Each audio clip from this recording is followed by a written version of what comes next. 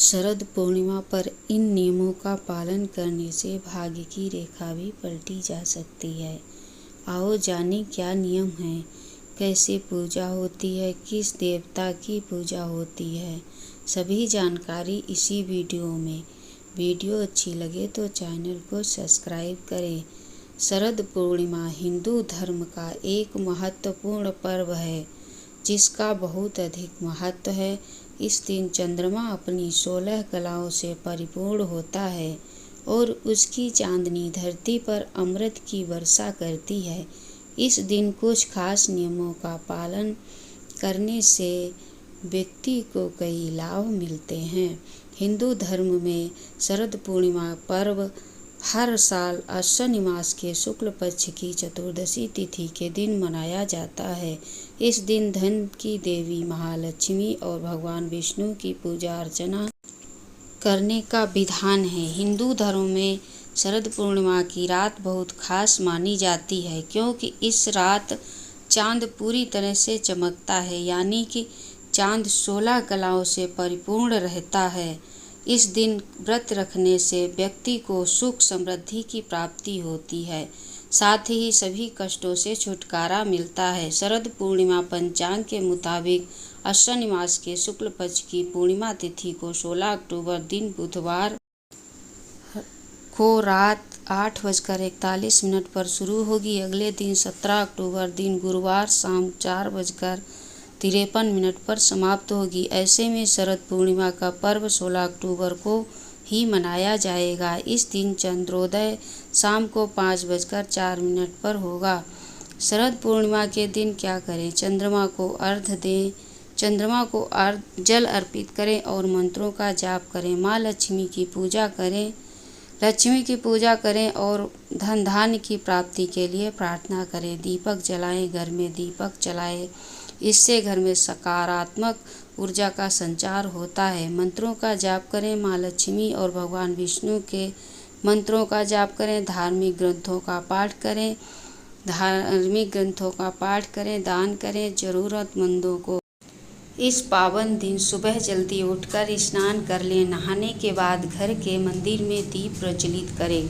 अगर संभव हो तो इस दिन व्रत भी रखें। सभी देवी देवताओं का गंगा जल से अभिषेक करें। पूर्णिमा के पावन दिन भगवान विष्णु की पूजा अर्चना का विशेष महत्व होता है। इस दिन विष्णु भगवान के साथ माता लक्ष्मी की पूजा अर्चना भी करें। शरद पूर्णिमा के दिन क्या करना चाहिए? शरद पूर्णिमा के दिन चांद की रोशनी में खीर को रखा जाता है। मान्यता है कि चांद की किरणों से खीर में अमृत घुल जाता है। चांदनी रात में खीर रखने से सेहत को लाभ होता है। नंबर 2, शरद पूर्णिमा के दिन हनुमान जी के सामने चौमुखा दीपक जलाना चाहिए। मान्यता है कि ऐसा करने से बजरंगबली प्रसन्न होते हैं। नंबर 3, शरद पूर्णिमा के दिन माँ लक्ष्मी का पूजन करना चाहिए। मान्यता है कि ऐसा करने से जीवन में सुख संपदा का आगमन होता है। नंबर 4, इस दिन माँ लक्ष्मी और भगवान विष्णु के मंत्रों का जाप करना चाहिए। नंबर 5, शरद पूर्णिमा के दिन गरीब या ज़रूरतमंदों को दान करना चाहिए। शरद पूर्णिमा के दिन क्या नहीं करना चाहिए? शरद पूर्णिमा के दिन मन में नकारात्मक विचारों को नहीं लाना चाहिए। इस दिन वाद विवाद से बचना चाहिए। शरद पूर्णिमा के दिन गुस्सा भी नहीं करना चाहिए। इस दिन झूठ नहीं बोलना चाहिए। नंबर 5, शरद पूर्णिमा के दिन किसी भी प्रकार का तामसिक भोजन नहीं करना चाहिए। शरद पूर्णिमा की कथा।